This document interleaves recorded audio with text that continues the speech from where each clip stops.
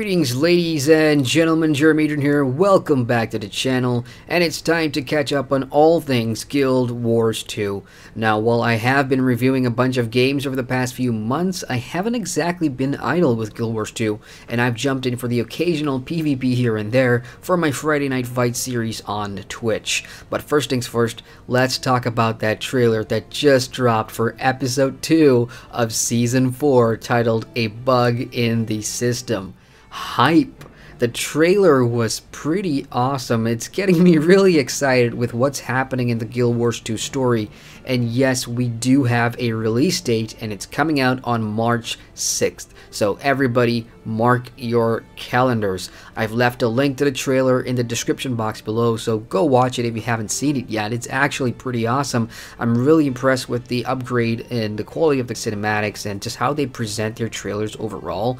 And I know it's just a trailer, but you know, they're doing a good job of not spoiling too much, but also knowing, you know, which characters and what they have to say to get you pumped up. And even the soundtrack's pretty awesome. There's like actual vocals in the soundtrack now, which I always thought was pretty good. I think they used to have someone singing, you know, for a soundtrack towards the end of the vanilla content. I thought that music was awesome, so it's nice to see them be experimental with that sort of the performance in game. So yeah, overall I'm really excited to see where this is going.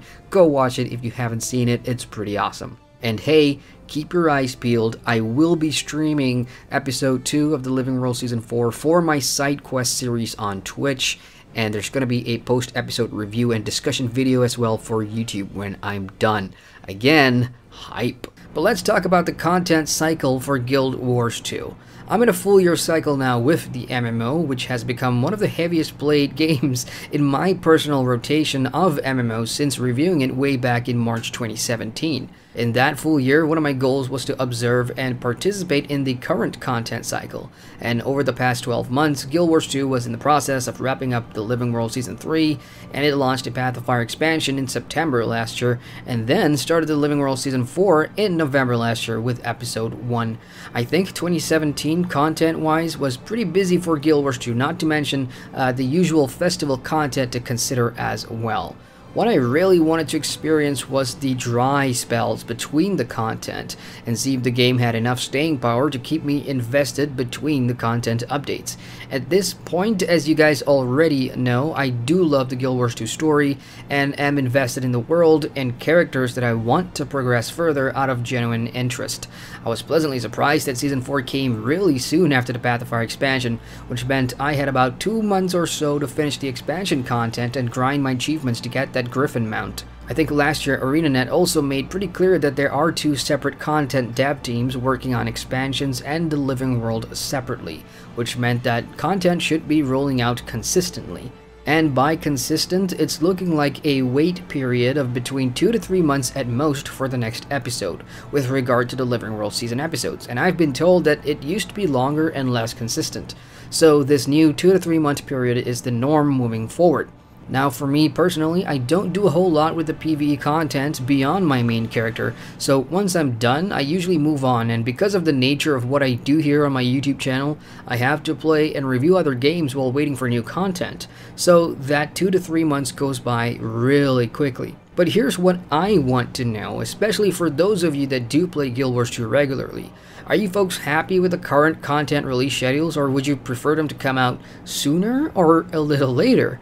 Again, on paper, 2 to 3 months sounds like a pretty long wait for a brand new episode, but keep in mind the episodes consist of several chapters, and depending on your playstyle, it might take a while to finish too. In addition to that, you probably have alts to run through the new stuff, and for those of you that are completionists, you may want to hunt those achievements as well.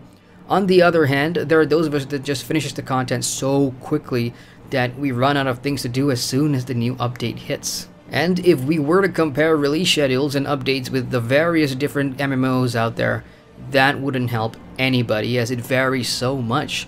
Some free-to-play games take ages to release a simple content update, and then there's quarterly updates for some buy-to-play games, and you know, so on and so forth. So again, I'd like to hear from you Guild Wars 2 folks. What do you think of Guild Wars 2's 2 to 3 month content cycle? Let me know in the comments below.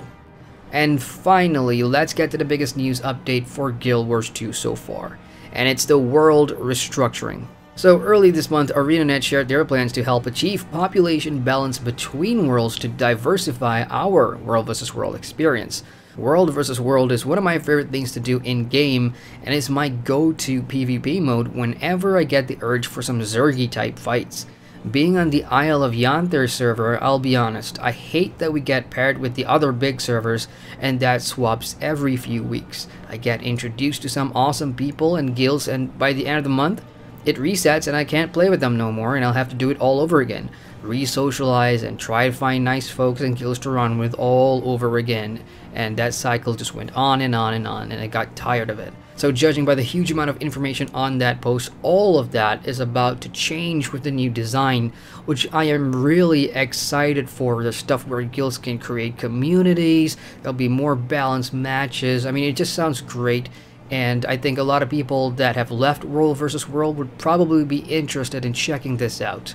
There's a lot of information that I won't cover here, so I'll leave a link in the description box below, and you can head on over and check it out. And that's it for now, folks. Again, feel free to share your thoughts in the comments section below. Hit the like button for the love of Guild Wars 2, and if you're new here, feel free to subscribe to the channel for more MMO content. I appreciate the support.